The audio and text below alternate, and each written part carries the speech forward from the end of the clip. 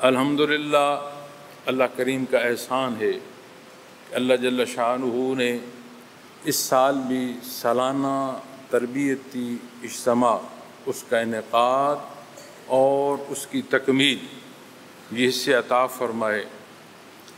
یہ سامنے جو قرآنی مسجد کا محراب ہے، یہاں پر بڑے حضرت جی رحمۃ اللہ تعالی علیہ نے پہلی اینٹ رکھی تھی اور پسند فرمایا تھا کہ یہاں وہ تربیت گاہ قائم کی جائے جو دنیا کے ہر کونے سے آنے والے افراد کی تربیت کا سبب ہو۔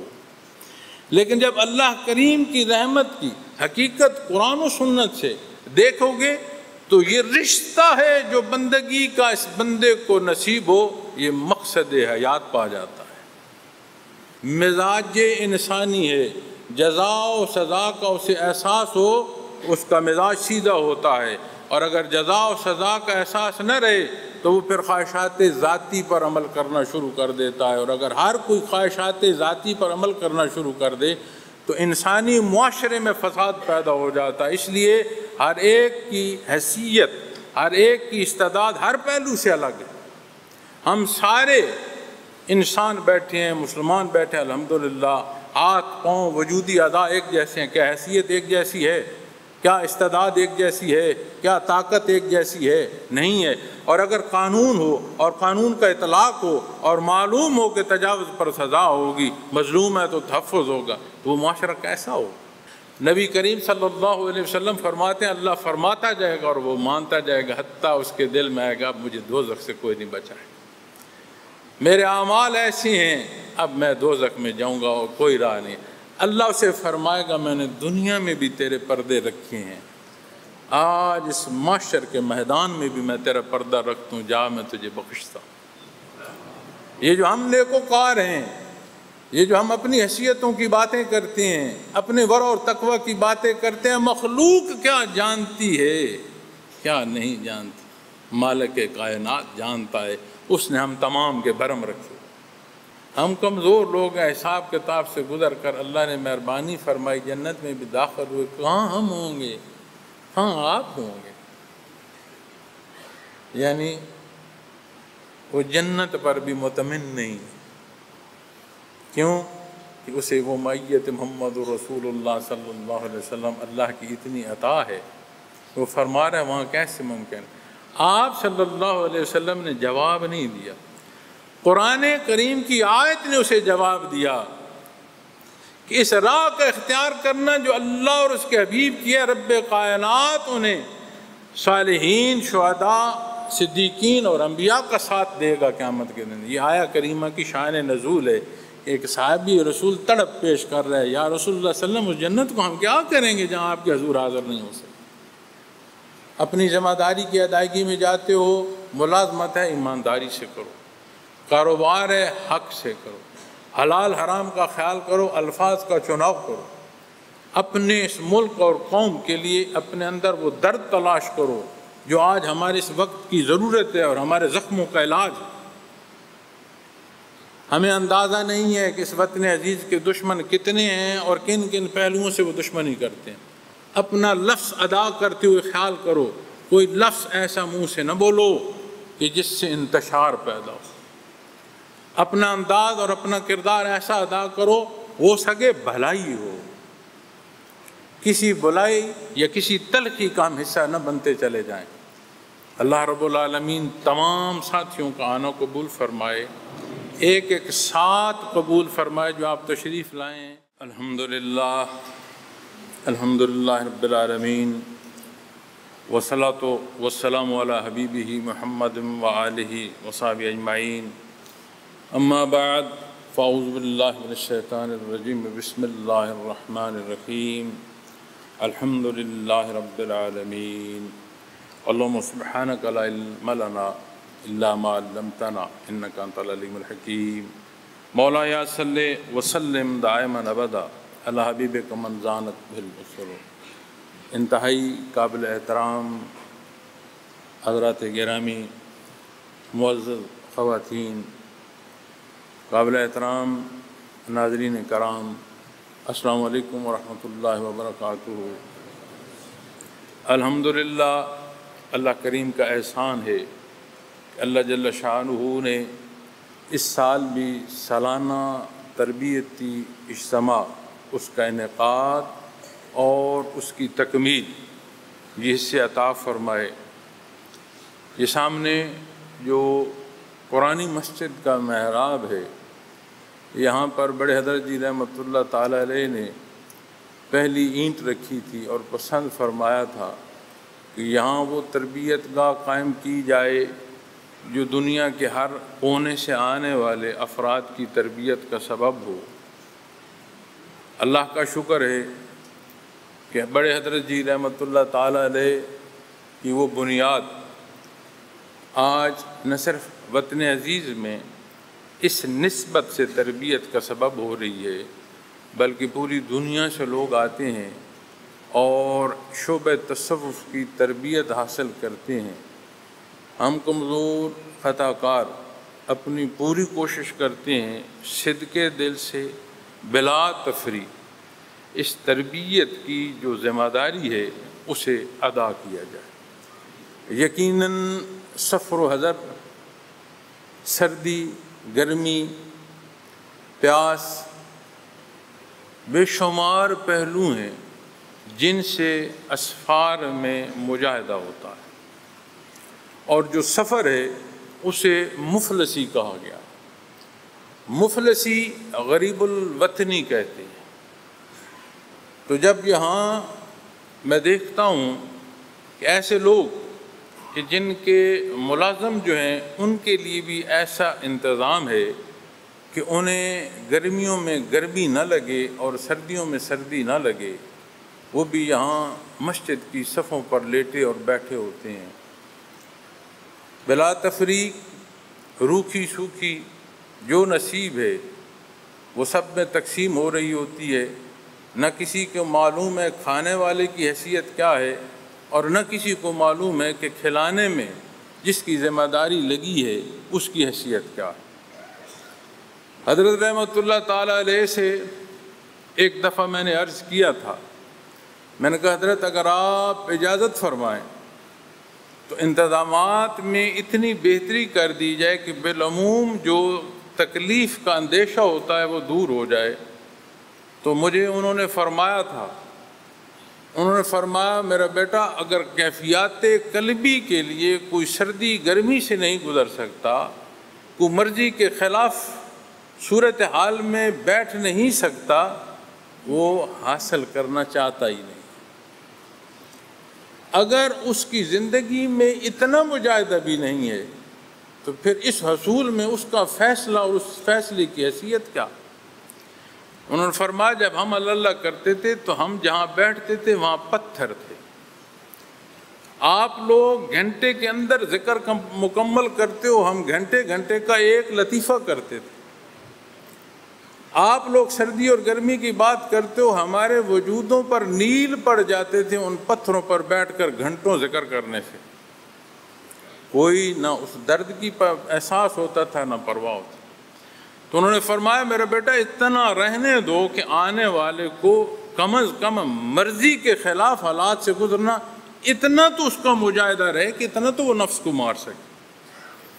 تو جب ہم اپنے معمولات میں نکلتے ہیں، بازار میں جاتے ہیں، کاروباری حیات میں جاتے ہیں، بے شمار سفر جو پیش آتے ہیں، کتنے ہی پہلو ایسے ہیں جن میں سے تکلیف سے گزرنا پڑتا۔ میں خود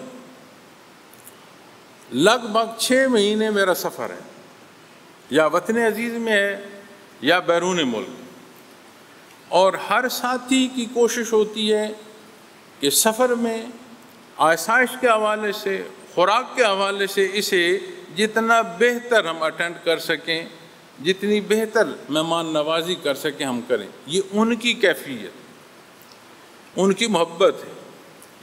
لیکن کبھی ایک دفعہ کھانا کھا کے دوسرا کھانا 2 گھنٹے میں کھانا پڑتا ہے، اور کبھی ایک کھانے کا اور دوسرے کھانے کا جو فاصلہ ہوتا ہے وہ 10 گھنٹے کا ہوتا ہے۔ کبھی ایک دن میں جو ذمہ داری ادا کرنی ہوتی ہے وہ 8 گھنٹے ہوتی ہے، اور کبھی ایک دن میں وہ 12 گھنٹے تک چلی جاتی ہے، اور عموماً 12 گھنٹے رہتی ہے۔ مقصد یہ نہیں ہے کہ ہم کیا کر رہے ہیں، کتنا کر رہے ہیں، وہ اللہ جانتا ہے۔ اس کے لیے کسی تمغے، کسی اعلان کے لیے ضرورت نہیں۔ ہم کمزور ہیں، یہ بنیادی بات ہے، ہماری طرف کمزوری ہے، یہ مانتے ہیں، اور کسی طرح کی کسی اس پہلو سے کہ ہم بڑا کام کر رہے ہیں، ان الفاظ کی بھی ضرورت نہیں۔ مقصد بتانے کا یہ ہے، آپ جس حیثیت سے بھی سفر میں ہوں، ایسے ہی غریب الوطنی سفر کو نہیں کہا گیا، مفلسی ایسے ہی نہیں کہا گیا۔ تو کتنے ہی مراحل پیش آتے ہیں کہ جن میں سے تکلیف کے جو پہلو ہیں ان میں سے گزرنا پڑتا ہے، اور ہم گزرتے ہیں۔ کیوں گزرتے ہیں؟ اپنے اس مقصد کے حصول کے لیے۔ جب مقصد دین اسلام ہو، جب مقصد اللہ کی رضا اور اس کا قرب ہو، اور راستہ اتباع محمد الرسول اللہ صلی اللہ علیہ وسلم ہو، اور پھر اس راہ کی وہ حصے جو قلب اثر محمد الرسول اللہ صلی اللہ علیہ وسلم سے بہر جاری ہے، اس سے منسلک ہونا ہو، تو یہ راستہ انتہائی اہمیت اختیار کرتا ہے اور انتہائی نازک ہو جاتا ہے۔ مخلوق اس راہ کے مسافر کو کیا سمجھتی ہے؟ مالک نے اس راہ کے مسافر کا قربان ہونا فرمایا، اسے مردہ نہ کہو۔ یہ اتنا نازک اور اتنا کامیابی ہے اس راستے کا مسافر۔ تو جب آپ تشریف لاتے ہیں تو ان تمام سفر و حضر سے گزرتے ہیں، اور میں اکثر یہ عرض کرتا ہوں کہ ہمیشہ اپنے مقصد کو دیکھا کریں۔ جس مقصد کی بات ہو رہی ہے، جس مقصد کے لیے جمع ہو رہے ہیں، اور وہ صرف ایک ہے جو اللہ کی ذات ہے، اس مبارک نام پر جمع ہوتے ہیں۔ آج کے ان حالات میں جہاں دنیا کے معاملات بیان کریں تو بے شمار اعتراضات ہیں، دین کے بیان کرنے میں بھی اتنے پہلو آ گئے اور اتنی نزاکت آ گئی ہے کہ لگتا ایسے جیسے منتظر ہوا چاہتا ہے کہ کون سی بات، کون سا پہلو جس پر معترض ہوا جا سکے۔ ان تمام حالات میں پوری کوشش کی جاتی ہے کہ امت میں، اپنے اس ملک اور اپنے اس قوم میں مزید تفریق کا ہمارا کوئی عمل، ہمارا کوئی لفظ نہ ہو سکے، اور جتنا ہو سکے ہماری طرف سے معاونت ہو، اور اپنے ہر آنے والے ساتھی کی تربیت، بھلے وہ کہیں دربان ہے، بھلے وہ کہیں منتظم ہے، اور بھلے وہ کہیں منصف ہے، ان سے یہ عرض کیا جاتا ہے کہ اس تربیت کا محاصل اپنی عملی زندگی میں دیکھو کہ تمہارے عملی زندگی جو ہے اس میں تمہارے معاملات کیا۔ تو الحمدللہ اللہ کریم مشائخ اعظام کی محنتیں قبول فرمائے، ہمہ وقت درجات بلند فرمائے۔ تو آج اس سال کا جو ماہانہ اجتماعات کے ساتھ یہ جو سالانہ اجتماع کی تربیت ہوتی ہے وہ تکمیل پذیر ہوئی۔ تمام وہ ساتھی جنہوں نے ذمہ داری ادا کی، تمام وہ ساتھی جو اس راستے کے مسافر ایک قدم اٹھانے تک بھی جنہیں موقع نصیب ہوا، اللہ سب کی محنت قبول فرمائے۔ میں نے آپ کے سامنے سورہ فاتحہ اس کا ابتدائی حصہ الحمدللہ رب العالمین یہ تلاوت کرنے کی سعادت حاصل کی۔ سورہ فاتحہ اگر قرآن کریم کا مجموعہ کہا جائے، محاصل کہا جائے تو درست ہے۔ اسے قرآن کریم کا حاصل مغز کہا جائے۔ پھر اسی طرح علماء جب بحث کرتے ہیں اس کی بسم اللہ پر تو وہ فرماتے ہیں اس کا حاصل بسم اللہ میں ہے، اور بڑے حضرت جی رحمۃ اللہ تعالیٰ علیہ فرمایا کرتے تھے کہ بسم اللہ کی جو بے اور اس کا بے کا جو نقطہ ہے اس میں محاصل ہے کہ با تلبس سے ہے، اور لفظ با تلبس جوڑنے سے ہے۔ سارے قرآن کا محاصل یہ ہے کہ بندہ اپنے اللہ سے جڑ جائے۔ الحمدللہ رب العالمین، تمام خوبیاں اللہ کے لیے ہیں جو سب عالموں کے پروردگار ہیں۔ عبادت وہ عمل ہے جو اس ہستی کی جاتی ہے جس ہستی سے ہر پہلو کی احتیاج کی تکمیل اور ہر طرح سے توقع وابستہ ہو۔ عدم عبادت میں سزا ہے اور عبادت میں اجر اور ثواب ہے، اور ہر طرح کی تکمیل اور ہر طرح کے پہلو کی عطا ہے۔ اسی لیے جب مخلوق سے اپنی خواہشات، اپنی ضروریات وابستہ کر دی جاتی ہیں تو علماء اسے کہتے ہیں یہ خفی شرک ہے، یہ تاریں ہیں خفی شرک کی۔ دنیا کو اسباب رہنے دو، افراد کو اسباب میں لو، کل جو ہے حصہ جو نتائج ہیں وہ اللہ جل شانہ کے دست قدرت میں ہیں۔ یہ اسباب بھی اس لیے ہیں کہ مسبب الاسباب نے اسباب پیدا فرمائے اور انہیں اختیار کرنے کا پسند فرمایا۔ تو جب بات آتی ہے عالمین کی تو کتنے عالم ہیں جہاں جس زمین پر ہم بستے ہیں، معزز سامعین کرام، اپنی تعداد کا جو شمار ہے وہ ممکن نہیں۔ ہمارے گردوں پہ جو مخلوق رہتی ہے، کبھی غور فرمایا کتنی مخلوق ہے، کتنی اقسام ہیں جس زمین اور دھرتی پر رہتے ہیں۔ پھر جس زمین پر رہتے ہو زیر زمین کتنی مخلوقات ہیں۔ اقسام اور عدد، یہ دو لفظ بول دو زندگی تمام ہو جائے گی، دونوں کی تکمیل نہیں ہوگی۔ پھر فضا کی بات آتی ہے، پھر صرف وہ مخلوق نہیں جسے ہم دیکھ سکتے ہیں، غیر مری مخلوق۔ تو کتنے عالم ہیں اللہ بہتر جانتا۔ ان تمام عالمین میں، ان تمام مخلوقات میں، انسانی تخلیق میں ایک اکائی جو اپنے اللہ کا شکر ادا کر رہا ہے، وہ یہ مان رہا ہے کہ جو کچھ ہے بار اللہ تیرا ہے، اور ہر طرح کی احتیاج پوری فرمانا یہ تیری ذات ہے۔ اور سورہ فاتحہ سکھاتی ہے وہ آداب جو بندگی کے ہیں کہ ابتداً اللہ جل شانہ کی جو ذات، جو صفات اور جو بزرگی ہے اس کا اقرار ہے، دوسرے حصے میں اپنی محتاجی اور اپنی احتیاج کی تکمیل ہے، اور تیسرے حصے میں اس راہ کو بیان فرمایا گیا جس راہ کو رب کائنات نے پسند فرمایا ہے۔ اور یہ وہ سورہ مبارک اور وہ آیات ہیں کہ جب یہ نازل ہوئی تو علماء کرام فرماتے ہیں کہ روایات میں ملتا ہے کہ شیطان اپنے سر میں مٹی ڈالتا تھا، چیختا تھا کہ 5 وقت اللہ کے حضور جو لوگ یہ دعا پڑھیں گے، یہ دعا مانگیں گے، ان کا میں کیا بگاڑ سکوں گا۔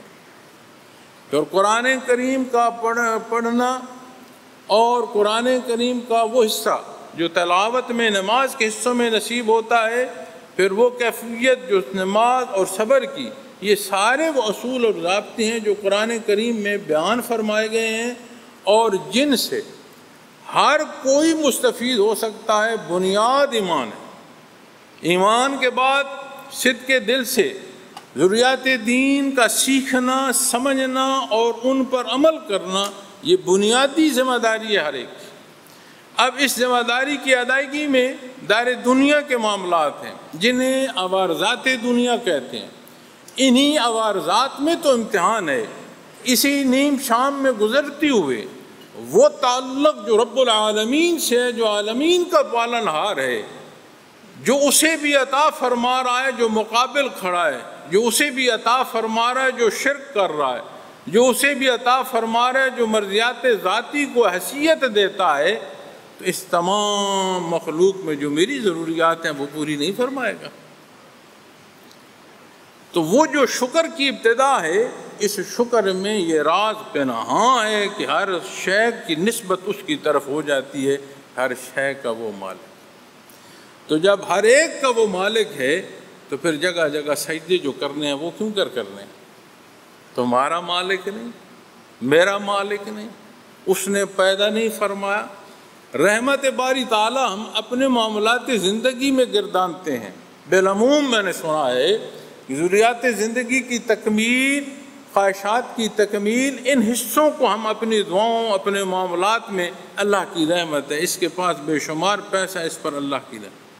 لیکن جب اللہ کریم کی رحمت کی حقیقت قرآن و سنت سے دیکھو گے تو یہ رشتہ ہے جو بندگی کا اس بندے کو نصیب ہو، یہ مقصد حیات پا جاتا ہے۔ وگرنہ زندگی یہ صبح و شام، یہ حالات، یہ واقعات، یہ ہر ایک کے ساتھ منسلک ہیں۔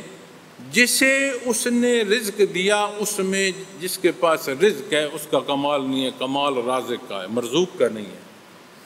جسے اس نے عقل دی، جسے عقل مند کہا جا رہا ہے، کمال اس کا نہیں ہے، کمال اس کا ہے جس نے اسے عقل دی۔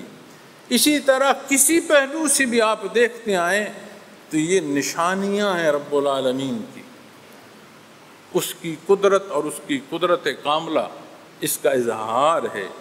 تو جب شکر کی بات آتی ہے تو یہ حصہ نصیب ہو جائے معزز سامعین کرام کہ اللہ کا شکر گزار ہونا، یہ بہت بڑا اللہ کا احسان ہے، اس لیے کہ دار دنیا میں بے شمار پردے ہیں اور یہی پردے تو امتحان ہیں۔ اس لیے کہ جب ملک الموت وارد ہوتا ہے تو قرآن کریم نے فرشتوں اور جس پر موت وارد ہو رہی ہوتی ہے ان کا کلام بیان فرمایا۔ اس کا مطلب ہے بے ایمان بھی فرشتوں کو دیکھ رہے گا اور کلام ہو رہا ہوگا، اور جب وہ پوچھیں گے کہ فی ما کنتم، میاں تم دنیا میں یہاں کیا کرتے رہے ہو، تو وہ جواب دے رہا ہوگا، جواب از پھر جواب آ رہا ہوگا۔ یہ آیات ہیں قرآن کی۔ تو اس وقت تو حقیقت وہ بھی جان لے گا جو کلی معانوں میں انکار کر رہا ہے۔ تو جو ایمان بالغیب ہے، جو یہ بنیادی حصے ہیں، جو ہمارے ایمان ہے، جو کلمہ طیبہ ہے، جتنا یہ مضبوط ہوتا چلا جاتا ہے یہ یقین محکم اعمال سے ظاہر ہوتا ہے، اس کے لیے اعلانات کی ضرورت نہیں رہتی۔ الحمدللہ رب العالمین، ہر شے کا رخ اپنے اللہ کی طرف کرو اور اس کا شکر ادا کرو۔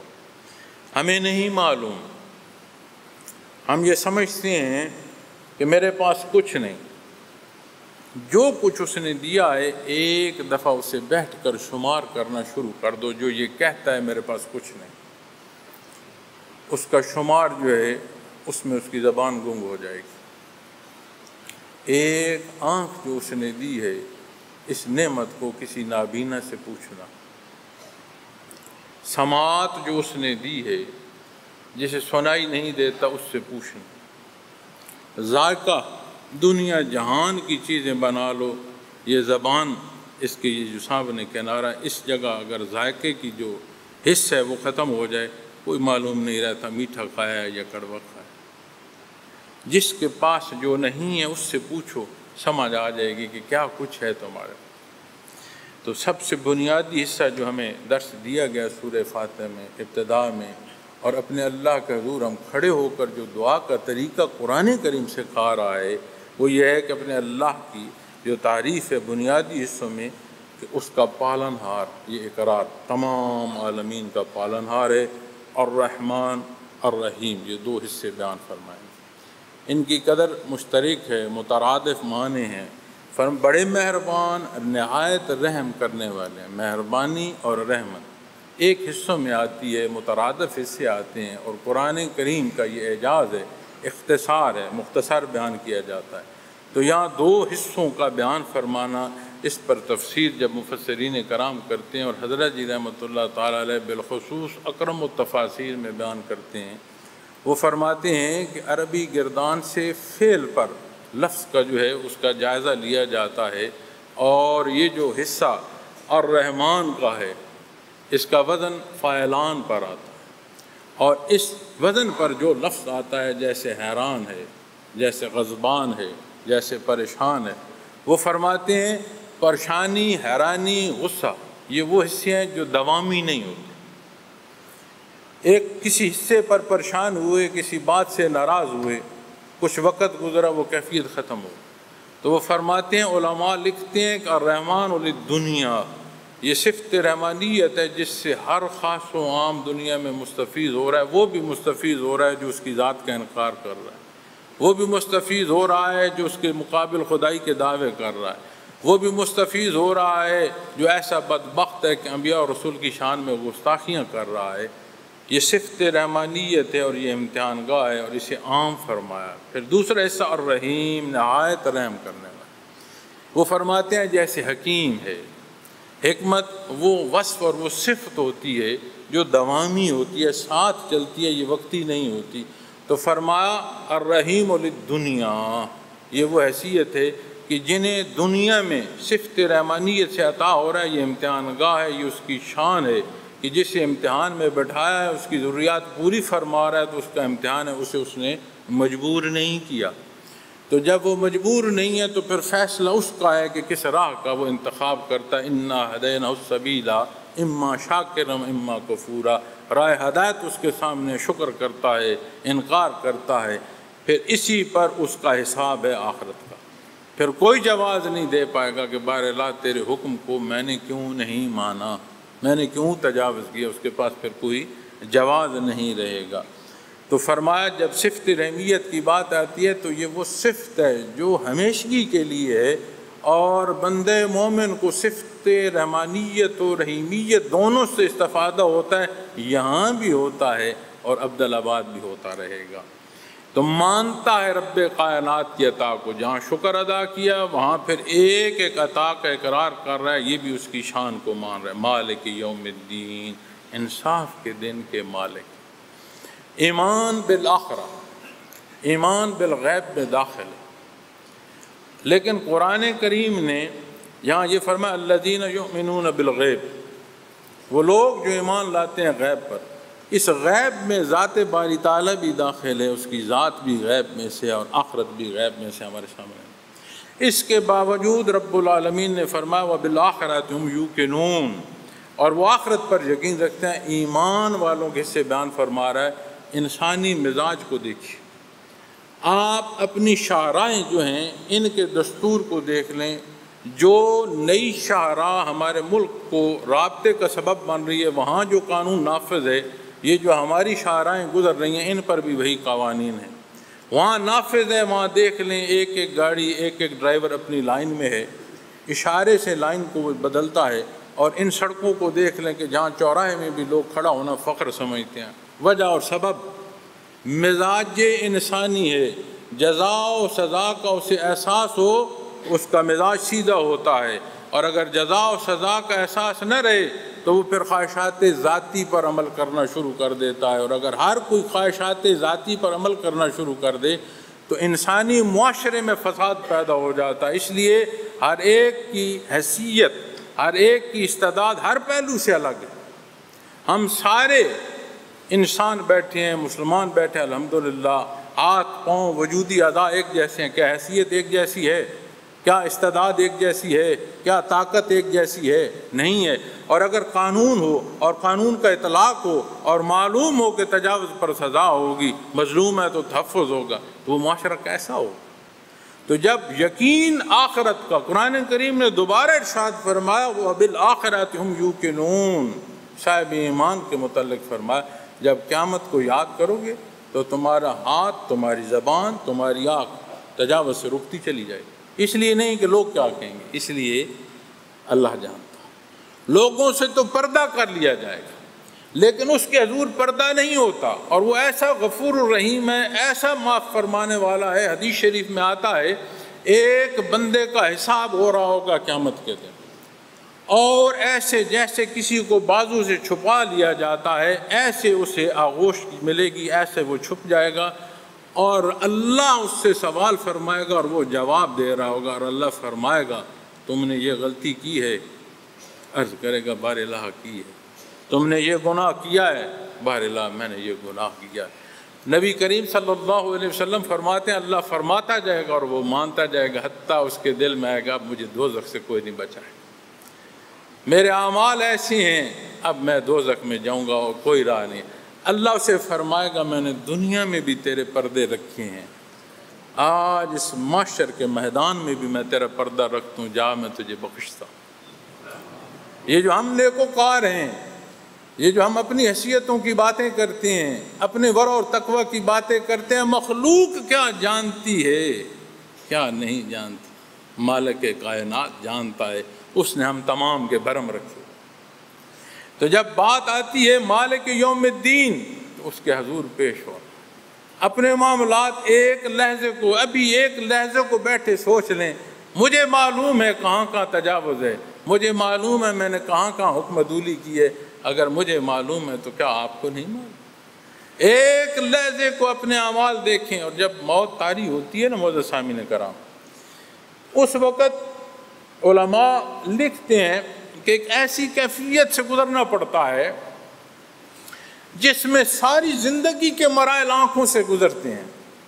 اب مجھے بتائیں، ملک الموت ہو، گرفت ہو، اور زندگی کے مراحل گزر رہے ہوں، اور زندگی ہم جیسے خطا کاروں کی، کیا حال ہوگا اس میں؟ تو یہ موقع ہے، معافی مانگ لی جائے۔ نبی کریم صلی اللہ علیہ وسلم فرماتے ہیں زمین و آسمان کی وسعتیں گناہوں سے بھر جائیں، اللہ کی رحمت وسیع ہے۔ صدق کے دل سے معافی مانگی جائے، وہ معاف بھی فرماتا ہے، اجر اور ثواب بھی عطا فرماتا ہے۔ حدیث شریف میں آتا ہے پوری زندگی کی کوئی ایک تسبیح اسے شرف قبولیت نصیب ہو جائے، وہ معافی کو کافی۔ ہمارا رجوع درست نہیں ہوتا، ہم سجدے تجارت میں کرتے ہیں، ہم ختم قرآن ضروریات کے افزانے میں کرتے ہیں، ہم حج کے سفر اور اس فرض کی ادائیگی کو اپنی شان میں کرتے ہیں، پڑھتے درود شریف ہیں جو تسبیحوں کی بھی سردار ہے، اور معاملات زندگی میں اس سے حصول دیکھتے ہیں۔ تو سودوں کی تو یہ جگہ نہیں، وہ رازق ہے، ہم مرزوق ہیں، وہ خالق اور مالک ہے، ہم مخلوق ہیں۔ کبھی مالک اور مخلوق کے سودے سنے؟ اس رشتے کا اطلاق بالعموم جو خلق کا خلق سے اس پر ہو نہیں سکتا۔ قرآن سکھا رہا ہے کہ اس کے حضور تم نے پیش ہونا ہے، ہر طرح کا معاملہ پیش ہوگا، ہر بات پیش ہوگی، جن باتوں میں تم معترض ہو ان کا انصاف کر دیا جائے گا۔ اللہ معاف فرمائے۔ اور پھر تیسرا حصہ جو ہے، پہلے حصے میں اس کی شان بیان فرمائی، اس کی حضوری بیان فرمائی، دوسرے حصے میں آ کر فرمایا ایاک نعبد و ایاک نستعین، ہم آپ ہی کی عبادت کرتے ہیں اور آپ ہی کی مدد چاہتے ہیں۔ اپنی عبادت، اپنی محتاجی، اپنی جو ضرورت ہے اب وہ عرض کر رہا ہے۔ یہ سورہ فاتح ہمیں سکھا رہی ہے کہ اپنے اللہ سے دعا کیسے مانگیں، اور ایسا غفور الرحیم ہے، دینا اس نے ہے، عطا اس نے فرما رہا ایسے ایسے عرض کرو تمہیں اور زیادہ عطا فرما دو۔ ایسا غفور الرحیم ہے، بہانوں سے عطا فرماتا ہے۔ تو فرمایا ہم آپ ہی کی عبادت کرتے ہیں۔ اب عبادت کیا ہے؟ عبادت وہ عمل ہے جو توقع رکھتا ہے، اور اس توقع میں دونوں پہلو ہیں، جزا و سزا دونوں پہلو ہیں۔ اب اپنی دوستیوں میں، اپنے تعلقات میں یہ دیکھو اور جائزہ لو کہ کیا میرا جو دوستی اور تعلق ہے کہیں عبادت کے معنوں میں تو نہیں چلا گیا، جس سے میں منسلک ہوں، جس سے میں اپنے لیے چیزیں مقصود کر رہا ہوں، کہیں خالق تو نہیں میں بنا بیٹھا، عبادت کے معنوں میں تو نہیں چلا گیا۔ ہاں، سبب ہے، ایثار ہے، احترام ہے، شفقت ہے۔ یہ تو وہ درس ہیں جو انسانی معاشرے کی معراج ہے، جو اسلام درس دیتا ہے، جو سنت خیر الانام سے ہم اپنے لیے نشستیں مقرر کرتے ہیں۔ اور شان ہے نبی کریم صلی اللہ علیہ وسلم کی کہ سیرت پاک میں ملتا ہے آپ جس مجلس میں تشریف لے گئے آپ نے جگہ مختص نہیں فرمائی، نہ جگہ کو مختص کرنا آپ کے لیے پسند فرمایا۔ جہاں جگہ خالی ہے وہاں آپ تشریف فرما ہو گئے، یہ الگ بات ہے کہ جہاں آپ تشریف فرما ہو گئے وہی جگہ دونوں جہانوں میں روشن ہو گئی۔ تو یہ جو درس زندگی کا ہے ہمیں سنت خیر الانام سے ایسا ملتا ہے، ایسے پہلو عطا ہوتے ہیں کہ لقد من اللہ علی المؤمنین اذ بعث فیہم رسولا من انفسہم، ہر شے اللہ نے عطا فرمائی ہے، یہ حیات اس نے دی ہے، احساس ضرورت نہ رہے لوگ اسے پاگل خانے میں چھوڑ آتے ہیں، اور اس سارے کے بعد پھر اس بندے مومن کو مخاطب فرماتے ہیں۔ عرش جہان کو اس نے فتح عطا فرمائی، پھر بندے مومن کو مخاطب فرماتا ہے اے وہ جسے ایمان میں نے عطا فرمایا، تم پر جو میں نے احسان فرمایا کہ تم ہی میں سے میں نے اپنا حبیب مبعوث فرمایا، یہ تمام احسانات سے بڑھ کر یہ وہ در ہے جو اس مشت غبار کو اپنے اللہ سے ہم کلام کرنے کا سبب اس نے پسند فرمایا۔ یہ اس مشت غبار کو معلوم ہے میرا اللہ، میرے اللہ کی صفات، میرے اللہ کی پسند، میرے اللہ کی ناپسند، اس کی تخلیق، اس کے حضور حاضری، اس کا دیدار، اس کی رحمت کہاں سے جانا۔ ایک وہ بندہ جو سارا دن مال چراتا ہے اس سے پوچھو فرض کے کہتے ہیں، وہ کہتا ہے نماز کو، اس کو پوچھو اللہ وہ کہے گا واحد لا شریک ہے، اس کے الفاظ، اس کے انداز، اس کی زیر زبر میں فرق ہوگا، جاننے میں فرق نہیں ہوگا۔ کیوں؟ اللہ نے مبعوث فرمایا اپنے حبیب صلی اللہ علیہ وسلم کو، ایسی جلا مخلوق کو نصیب ہوئی کہ ہر چاہنے والوں کو اس کا پوری ضرورت جو ہے میسر ہے۔ تو اللہ نے بندے مومن کو مخاطب فرمایا کہ جو تم پر یہ میرا احسان ہے کہ میں نے اپنا محبوب تمہیں میں مبعوث فرمایا ہے، یہ سب احسانات سے بڑھ کر ہے۔ اب یہ بات ہے اس راستے کے چلنے والے کی کہ جہاں اس نے اپنے اللہ سے مدد چاہی، عبادت کے پہلوؤں کی تکمیل اس نے فرمائی، وَإِيَّاكَ نَسْتَعِينُ، اور آپ ہی کی مدد چاہتے۔ ایک دفعہ کسی ضرورت کے سلسلے میں کسی سفر پر تھا۔ انسانی مزاج ہے، کئی دفعہ ایسی غلطی کہ بندہ غلطی سے گزر رہا ہوتا ہے، احساس لمحہ برباد ہوتا ہے۔ تو میں نے کسی سے کوئی بات کہی کسی ضرورت کے حوالے سے، دنیاوی معاملات، اسی سفر میں پھر میں آگے اپنے جو بڑے حضرت جی رحمۃ اللہ تعالیٰ علیہ ان کے مزار سے گزر رہا تھا، تو میں عادت ہے میری مشائخ اعظام کے پاس سے گزرتے ہوئے سلام عرض کر کے گزرنا۔ تو جب میں گزرا تو جو مجھ سے انہوں نے فرمایا کدھر پھرتے ہو، تو مجھے سمجھ لگی کہ کہیں جو دنیاوی معاملے میں جو بات میں کر رہا ہوں میں نے کہیں اس شخص یا اس صاحب حیثیت سے توقع تو نہیں وابستہ کر لی۔ یہ نہیں ہے کہ ہماری ضروریات نہیں ہیں، ہم کمزور گناہ گار ہیں، لمحہ لمحہ ہیں، لیکن توقع اللہ سے اس لیے مخلوق میں کہ انہیں یہ کہنا ہے کہ ہم توقع نہیں رکھتے، اس سے مراد یہ نہیں ہے کہ انا پرستی ہے، نہیں، یہ گزارش ہے کہ اللہ رب العالمین پوری فرمائے۔ دکھ سکھ ہیں، بیماریاں ہیں، یہ اس کا اپنا نظام ہے۔ تو جب بات آئے گی وَإِيَّاكَ نَسْتَعِينُ، اپنی احتیاج اپنے اللہ سے عرض کرو۔ اور اصول کیا ہے؟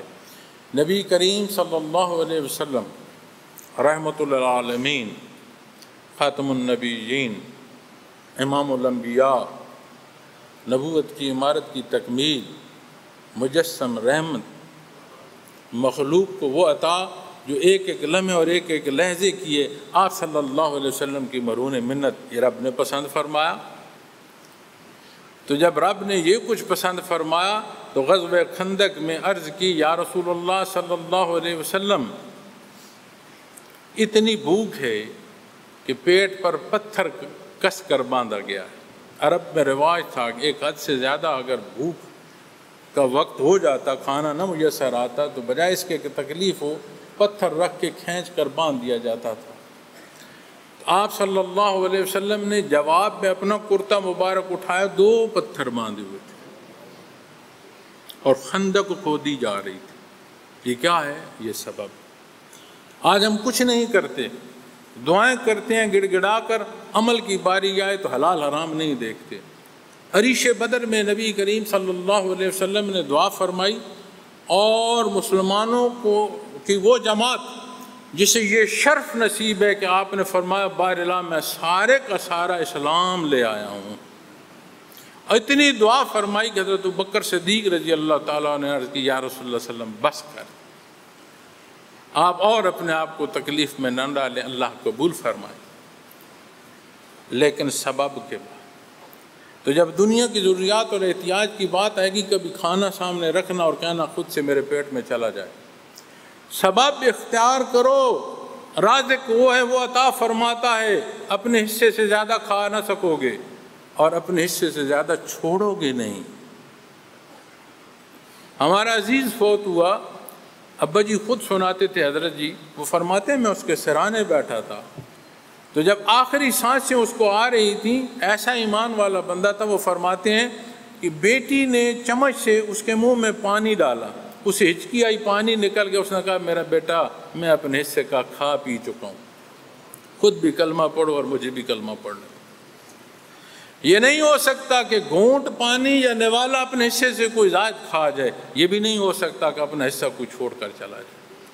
تو وہ بنیاد جو ایمان یہ اس سے سمجھائے کہ ہم محتاج ہیں، ضرورت اللہ نے پوری فرمانی ہے، ہمارے ذمہ جدوجہد ہے، ہمارے ذمہ سبب کا کرنا ہے۔ پھر کیا ہوتا ہے؟ یہ مالک کی مرضی، کسی کو امارت میں امتحان ہے، کسی کا مفلسی میں امتحان ہے، کسی کا طاقت میں امتحان ہے اور کسی کا کمزوری میں امتحان ہے۔ اور فرمایا کہ جب اللہ سے مدد مانگتا ہے تو پھر اگلا حصہ اہدنا الصراط المستقیم. اب پہلا صیغہ سارا اکیلا ہے، دوسرا حصہ جمع ہو گیا، وہاں اپنی بات کر رہا ہے، اس کی ذات کو مان رہا ہے، محتاجی عبادت واحد صیغہ ہے، یہاں جمع آ گیا اہدنا الصراط المستقیم، ہم کو سیدھے راستے پر چلا. اب اس ہم میں جو سیدھے راہ کے مسافر ہیں آپ غور تو فرمائیں، صلحاء کی بات آئے گی، شہداء کی بات آئے گی، انبیاء کی بات آئے گی، مقرب رسولوں کی بات آئے گی، بات آئے گی محمد الرسول اللہ صلی اللہ علیہ وسلم کی. کتنی مخلوق ہے جو اس کے حضور سربہ سجود ہے، کتنی مخلوق ہے جن کے سجدے اس نے پسند فرمائے، کتنی غیر مری مخلوق ہے جنہیں پیدا ہی سجدوں کو فرما دیا. پھر اپنے آپ کو اس جماعت میں داخل کرتا ہے، یعنی صالحین کی جماعت میں داخل ہونا. یہ قرآن سے کھا رہا ہے اس نسبت سے مانگو جس نسبت پر اللہ نے احسان فرمائے ہیں. فرمایا ہم کو سیدھے راستے پر چلا. سیدھا راستہ کون سا ہے؟ اہدنا الصراط المستقیم. کون سا راستہ ہے؟ نبی کریم صلی اللہ علیہ وسلم کے ہاتھ مبارک میں چھڑی تھی، آپ نے ایک لائن سیدھی لگائی اور کچھ خطوط لائنیں ٹیڑھی لگائیں دونوں طرف، اور فرمایا یہ جو ٹیڑھی لائنیں ہیں یہ شیطان کا راستہ ہے، یہ جو عین سیدھا راستہ ہے فرمایا یہ صراط مستقیم ہے. صراط مستقیم قرآن و سننا ہے، نہ مولوی صاحب ہیں اور نہ پیر صاحب، یہ استاد ہیں، ان کے ذمہ بھی ایسے ہی عمل کرنا ہے، سمجھنا، اور جہاں سکھا رہے ہیں وہاں ان کی ذمہ داری بھی یہی ہے کہ ہر کوئی اسی کا حضور رکوع سجود کرے. تو سیدھا راستہ قرآن و سننا ہے، اور قرآن کریم کو رب کائنات نے حفاظت عطا فرمائی ہے. اور جب حفاظت کی بات آتی ہے تو اس کی حدود و قیود، اس کے معنی، اس کی تفسیر، ہر پہلو محفوظ ہوگی تو حفاظت کے ضمن میں آئے گا. تو حدود و قیود کیا ہیں؟ احادیث مبارکہ ہیں. حدود و قیود کیا ہیں؟ سنت خیر الانام ہے. یہ شان ہے نبی کریم صلی اللہ علیہ وسلم کی کہ آپ نے کلام ذاتی کی حدود و قیود سے مخلوق کو آگاہ فرمایا.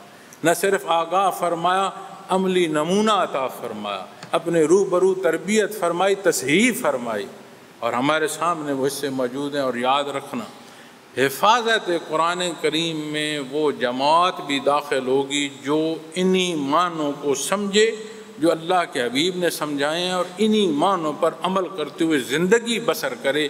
یہ حفاظت قرآن کے معنوں میں یہ بات آتی ہے.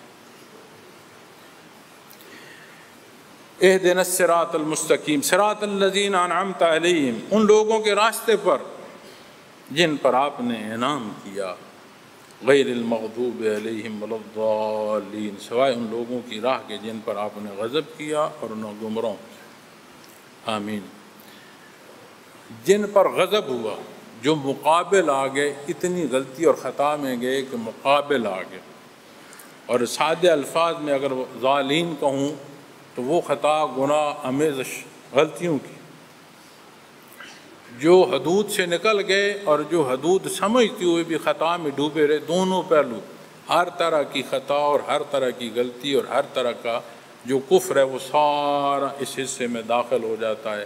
اور اللہ جل شانہ سے کس جماعت کو مانگ رہا ہے؟ نبی کریم صلی اللہ علیہ وسلم کی خدمت میں ایک صحابی حاضر ہوئے، عرض کی یا رسول اللہ صلی اللہ علیہ وسلم، جب دل کرتا ہے آپ کے حضور حاضر ہو جاتے، دنیا سے چلے گئے، اللہ کریم آپ کو اعلیٰ ترین مقام محمود عطا فرمائیں گے، جنت کا اعلیٰ مقام. ہم کمزور لوگ ہیں، حساب کتاب سے گزر کر اللہ نے مہربانی فرمائی، جنت میں بھی داخل ہوئے. کہاں ہم ہوں گے؟ ہاں آپ ہوں گے. یعنی وہ جنت پر بھی مطمئن نہیں. کیوں؟ کہ اسے وہ معیت محمد رسول اللہ صلی اللہ علیہ وسلم اللہ کی اتنی عطا ہے. وہ فرما رہے ہیں وہاں کیسے ممکن؟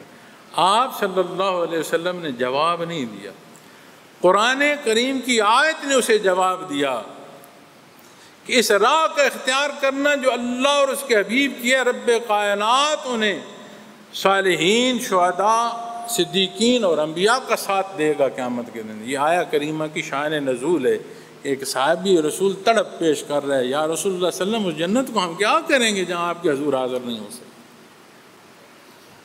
تو اس راہ کا مسافر ہونا اللہ کریم توفیق دے۔ یہ وہ آیات ہیں کہ اگر مجھے آپ کہیں سارا دن ان پر دوبارہ شروع کر دو بولنا، میں دوبارہ شروع کر دوں گا نئے انداز سے۔ قرآن کریم نزول میں اختصار ہے، معنی میں اتنا مفصل ہے، لاکھوں تفاسیر ہو گئی ہیں۔ حضرت جی رحمۃ اللہ تعالیٰ علیہ نے 3 تفاسیر تو حضرت رحمۃ اللہ علیہ نے کی ہیں، کبھی دیکھنا کتنے لوگ ہیں جنہوں نے قرآن کریم کی 3 دفعہ تفسیر کی ہے۔ فرماتے ہیں قرآن کریم کی کسی ایک آیا کریمہ کی سمجھ آ جائے دنیا اور آخرت میں وہ کافی۔ اب مجھے بتائیں، چند پہلو میں نے عرض کیے ہیں، الحمدللہ رب العالمین، مجھے بتائیں کیا یہ سمجھ مستغنی نہ کر دے؟ کیا یہ سمجھ خالص نہ کر دے اتباع محمد رسول اللہ صلی اللہ علیہ وسلم سے؟ کیا یہ سمجھ اللہ وحدہ لا شریک سے بندگی کا وہ تعلق نہ پیدا کر دے جو مقصد حیات ہے؟ اللہ رب العالمین ہمیں دین کی سمجھ عطا فرمائے، توفیق عطا فرمائے۔ اور اپنے بیان کے آخر میں یہ ضرور عرض کروں گا کہ دنیا، زندگی، معاشرہ، یہ جو کچھ میں نے تفسیر عرض کی ہے اس کی نسبت بھی دیکھتے آئیں، اپنے معاشرے میں ایک مثبت کردار اپنا گزاریں۔ میں نے عرض کیا تھا مرکز آتے ہیں، اسے اپنا گھر جانے خانہ خدا ہے۔ اس سفر کا مبارک ہونا کیوں؟ یہ وہ سفر ہے جو اللہ اور اس کے حبیب کے نام پر ہے، جو دین اسلام کے نام پر ہے۔ اپنے گھروں کو لوٹتے ہو تو سب سے بنیادی ذمہ داری ذات ہے، اپنا تحت ہے، اپنے اولاد ہے، اہل خانہ ہے، اپنا خاندان۔ ہم سارے جہان کو تبلیغ کرتے پھریں، اپنے بچوں کو درد آشنا نہ کریں، ہم نے کیا کیا؟ اپنی ذمہ داری کی ادائیگی میں جاتے ہو، ملازمت ہے، ایمانداری سے کرو، کاروبار ہے، حق سے کرو، حلال حرام کا خیال کرو، الفاظ کا چناؤ کرو، اپنے اس ملک اور قوم کے لیے اپنے اندر وہ درد تلاش کرو جو آج ہمارے اس وقت کی ضرورت ہے اور ہمارے زخموں کا علاج ہے۔ ہمیں اندازہ نہیں ہے کہ اس وطن عزیز کے دشمن کتنے ہیں اور کن کن پہلوؤں سے وہ دشمنی کرتے ہیں۔ اپنا لفظ ادا کرتے ہوئے خیال کرو، کوئی لفظ ایسا منہ سے نہ بولو کہ جس سے انتشار پیدا ہو۔ اپنا انداز اور اپنا کردار ایسا ادا کرو ہو سکے بھلائی ہو، کسی بلائی یا کسی تلخی کا ہم حصہ نہ بنتے چلے جائیں۔ اللہ رب العالمین تمام ساتھیوں کا آنا قبول فرمائے، ایک ایک ساتھ قبول فرمائے جو آپ تشریف لائے ہیں اور جنہوں نے خدمت پر ذمہ داری ادا کی ہے، اللہ کریم انہیں حفاظت فرمائے، ان کی یہ ذمہ داریاں قبول فرمائے۔ مجھ خطا کار کی کوئی غلطی، کوئی کمی بیشی اللہ مجھے معاف فرمائے، ہم تمام کو استقامت فی الدین عطا فرمائے۔ اور دعا گو ہوں اللہ کریم آپ تمام کا سفر بخیر فرمائیں، عافیت سے اپنے اہل خانہ میں جائیں۔ اللہ جل شانہ ہم تمام کو اپنی حفاظت عطا فرمائے، ایمان کی زندگی عطا فرمائے تا دم واپسی بحالت ایمان نصیب ہو۔ وآخر دعوانا الحمدللہ رب العالمین۔ آخری حصے میں جو دعا ہے اس دعا میں یہ چاہتا ہوں کہ جو سالکین بیٹھے ہیں صرف چند لمحے اپنے قلب پر خیال کر لیں، اس کے ساتھ دعا کر لیں گے، اور وہ ساتھی یا دوست یا محترم جو تشریف لائے ہیں ساتھی اپنا خیال رکھیں۔ وہ جو تشریف لائیں ان سے میں عرض کروں گا کہ تصوف تخیلات کا نام نہیں ہے، تصوف حقیقت ہے، اور اس حقیقت کو اگر کوئی دیکھنا چاہتا ہے اسے اختیار کر لے، اسے ذائقہ بتا دے گا اپنی زندگی اور اپنی پسند کا کہ تصوف کسے کہتے ہیں۔ کیفیات محمد رسول اللہ صلی اللہ علیہ وسلم سے زندگی کی چاشنی محسوس ہوگی۔ پہلا سبق سادہ الفاظ میں عرض کر دیتا ہوں، اللہ کے نام کی تسبیح ہے، خیال کیا جائے کہ جب سانس اندر آئے تو لفظ اللہ سانس کے ساتھ دل میں آئے اور دل کی گہرائی میں اترتا جائے۔ سانس خارج ہو تو خیال کیا جائے لفظ ہو واپس دل پر باہر سے ضرب کرے۔ متوجہ اللہ بیٹھیں، بیت اللہ کا رخ ہو بہت اعلیٰ، تسبیحات کریں بہت اعلیٰ، متوجہ ہو کر تھوڑا تیز سانس چھوٹی سانس سے کریں تو بہت اعلیٰ، وگرنہ کہیں کسی خیال میں بھی آپ تھوڑا اپنے دل کی طرف متوجہ ہو کر خیال فرمائیں، سانس آئے اندر اللہ، سانس باہر آئے لفظ ہو، اندر سانس آئے تو دل کی گہرائی میں مائے، باہر سانس آئے تو دل پر ہو کی چوٹ لگے، اللہ ہو۔ مجھے پوری دنیا میں آسٹریلیا سے ویسٹ کوسٹ امریکہ تک سفر کا موقع ملا، ایک بندہ میں نے نہیں دیکھا جو اس انداز کو اختیار کر کے یہ کہے کہ ہاں اس سے ہوتا کچھ نہیں۔ لیکن امتحان لینا اور اللہ کی محبت اور نبی کے وسلم کی محبت میں اس راہ کا اختیار کرنا، یہ بڑے فاصلے، اللہ توفیق دے۔ الحمدللہ رب العالمین، والصلاة والسلام علی حبیبہ محمد وآلہ وصحبہ اجمعین۔ ربنا آتنا فی الدنیا حسنۃ وفی الآخرۃ حسنۃ وقنا عذاب النار۔ ربنا ظلمنا انفسنا وان لم تغفر لنا وترحمنا لنکونن من الخاسرین۔ اللہم انک عفو کریم تحب العفو فاعف عنا۔ یا مقلب القلوب ثبت قلوبنا علی دینک۔ اللہم انت السلام علیک یرجو السلام، حینا ربنا بالسلام، تبارک ربنا و تعالیٰ یا ذا الجلال والاکرام۔ بار الہ ہم بڑے کمزور اور خطا کار، ہمارے حال پر رحم فرما، ہماری غلطیاں اور گناہ معاف فرما۔ بار الہ تیرے گھر میں جمع ہیں، تیرے نام پر جمع ہیں، یا اللہ یہ جمع ہونا قبول فرما۔ یا رب العالمین ہر ساتھی کا سفر قبول فرما، ہماری حفاظت فرما، ہماری اولاد کی حفاظت فرما۔ بار الہ تو رب العالمین ہے، ہم محتاج ہیں، ہماری احتیاج پوری فرما۔ جہاں رزق کی کمی ہے انہیں آسانی اور فراوانی عطا فرما، جہاں صحت اور بیماری انہیں صحت عطا فرما، بیماری سے نجات عطا فرما۔ یا رب العالمین جہاں جھگڑے انہیں امن عطا فرما۔ بار الہ بڑے پیارے جو دار دنیا سے گزر چکے ہیں ان پر رحم فرما، ان کے گناہ معاف فرما، انہیں بخش دے۔ یا رب العالمین ہم خطا کار جو دنیا میں ہماری حفاظت فرما، ہماری اولاد کی حفاظت فرما۔ بار الہ اس امت پر رحم فرما۔ یا رب العالمین اس وطن عزیز پر رحم فرما، اسے حفاظت عطا فرما۔ یا رب العالمین اس قوم کو اتفاق عطا فرما۔ یا رب العالمین ہمیں اچھے کی توفیق عطا فرما۔ یا رب العالمین اس آج کی تلخیوں کو محبتوں میں بدل، ہمیں توفیق دے ہم اپنا کردار ادا کر سکیں۔ یا رب العالمین ہمارے بڑے پیارے جو ہماری آغوشوں میں پرورش پا رہے ہیں وہ بیگانگی کی صورت اختیار کر رہے ہیں، یا رب العالمین ہمارے خاندانوں کی حفاظت فرما، ہمیں حیا عطا فرما۔ یا رب العالمین اپنے در کا محتاج ہونا اور اس محتاجی کی سمجھ عطا فرما۔ یا رب العالمین اسباب کی دنیا میں اسباب تک اور تیری ذات پر توکل جو ہے بار الہ یہ حصے عطا فرما۔